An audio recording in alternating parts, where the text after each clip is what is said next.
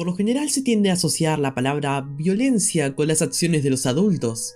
Sin embargo, se suele pensar que los niños y adolescentes son jóvenes e inocentes. No obstante, esta percepción no siempre se cumple. En el video de hoy exploraré los casos de adolescentes que han sido reconocidos como algunos de los más malévolos del mundo, revelando las acciones que les han ganado tan desafortunado título.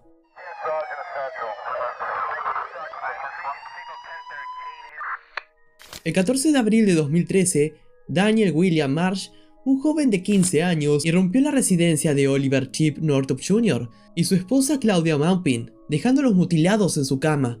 Desde los 10 años, Marsh había manifestado comportamientos altamente violentos y antisociales.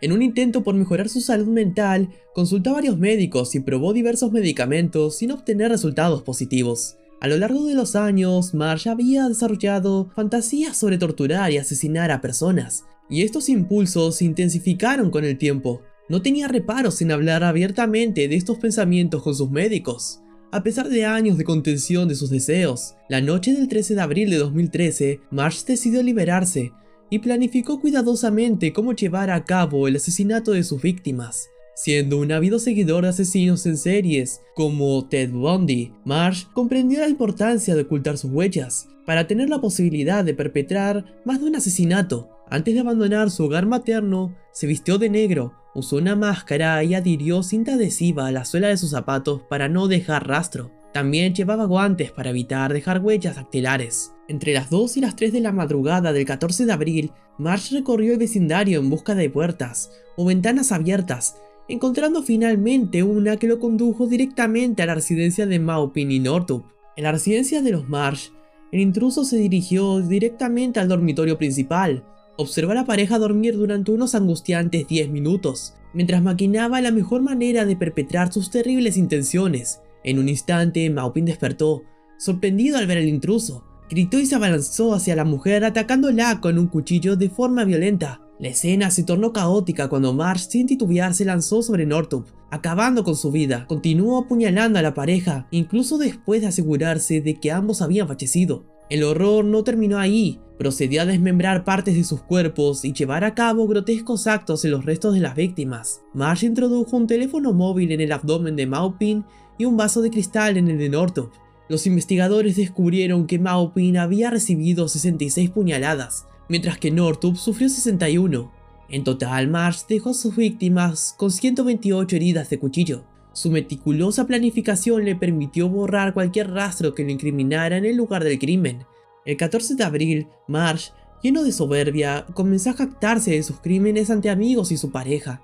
Incluso llegó al extremo de exhibir el cuchillo ensangrentado que había usado para cometer los atroces asesinatos. Guardó el cuchillo y su ropa manchada como macabros recuerdos de su horrenda hazaña. Los amigos de Marsh, horrorizados, decidieron denunciarla a las autoridades escolares al descubrir que llevaba un cuchillo en la escuela. Durante el interrogatorio inicial, Marsh negó los crímenes.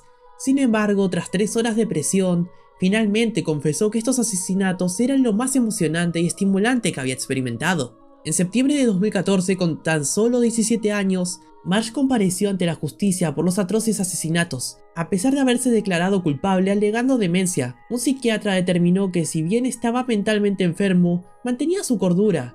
Con este diagnóstico se le dictaminó cadena perpetua, con posibilidad de libertad condicional después de 52 años. Sin embargo, conforme a las leyes de California, se le otorga la opción de solicitar la libertad condicional después de 25 años tras los acontecimientos.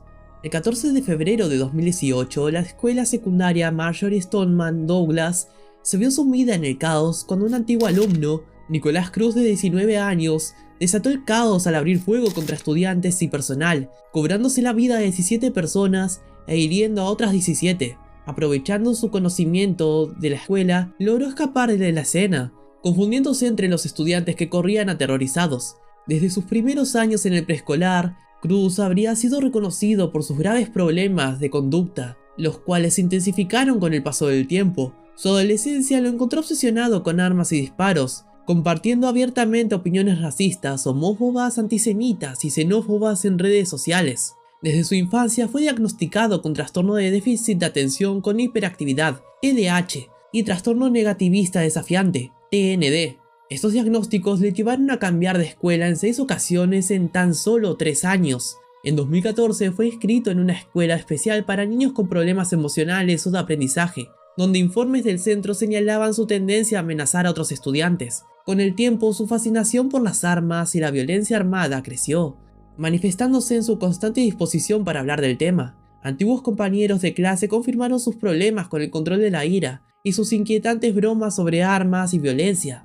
Además, en febrero de 2017, Cruz empezó a tomar medidas concretas para llevar a cabo su deseo de participar en actos de violencia armada. Visitó una tienda de armas en Coral Springs, donde pasó las verificaciones de antecedentes necesarias para adquirir legalmente un rifle semiautomático estilo AR-15. Pero no era esa la primera arma que obtendría. Anteriormente ya había adquirido varias armas, incluyendo una escopeta y otros rifles.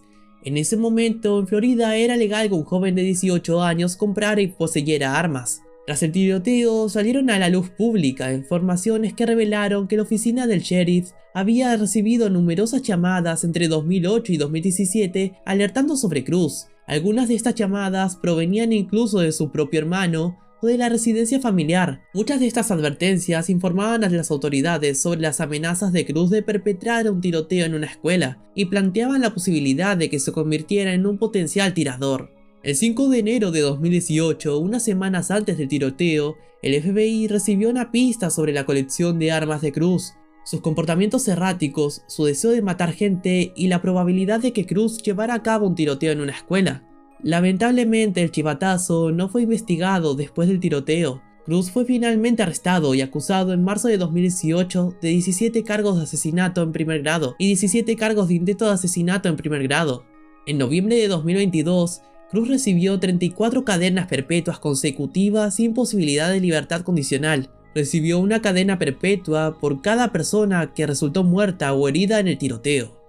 Caso Greg Ramos. Greg Ramos. Las notas siempre han sido un motivo para que los padres se peleen con sus hijos, pero en el caso de Gregory Ramos, llevó la pelea un paso demasiado lejos. Tenía solo 15 años cuando se enzarzó con su vida por una calificación de suspenso que había sacado en el colegio el 2 de noviembre de 2018. La discusión siguió pocas horas después. Ramos atacó a su madre, Gil Clevenger, de 46 años. Ramos comenzó a estrangularla con sus propias manos y no paró durante los siguientes 30 minutos, hasta que estuvo seguro de que no había vida en ella. Luego colocó el cuerpo en una carretilla y la empujó al exterior, donde cargó el cadáver en la furgoneta familiar sin inmutarse por su crimen. Ramos condujo la furgoneta durante un rato antes de decidir enterrar el cuerpo detrás de una iglesia. Cuando terminó, volvió a casa y llamó a 2 de sus amigos para que le ayudaran a montar un robo en su casa. Dylan Seklarek y Brian Borras llegaron a la casa e hicieron lo que les pidieron. Tras escenificar el robo, Ramos llamó al 911 para informar de que habían robado en su casa. Cuando llegó la policía, les explicó que había vuelto a casa del colegio y se había encontrado con que habían robado en la casa. También les dijo que su madre había desaparecido, pero los agentes se dieron cuenta de que su furgoneta seguía en marcha en la entrada. Al principio las autoridades creyeron a Ramos, pero después de examinar más detenidamente sus afirmaciones, empezaron tras un nuevo interrogatorio, donde Ramos cambió su versión. Confesó abiertamente que había matado a su madre porque se habían peleado por sus malas notas. Ramos fue juzgado como adulto a la edad de 17. Se declaró culpable de asesinato en primer grado, maltrato de un cadáver y manipulación de pruebas, y fue condenado a 25 años de prisión.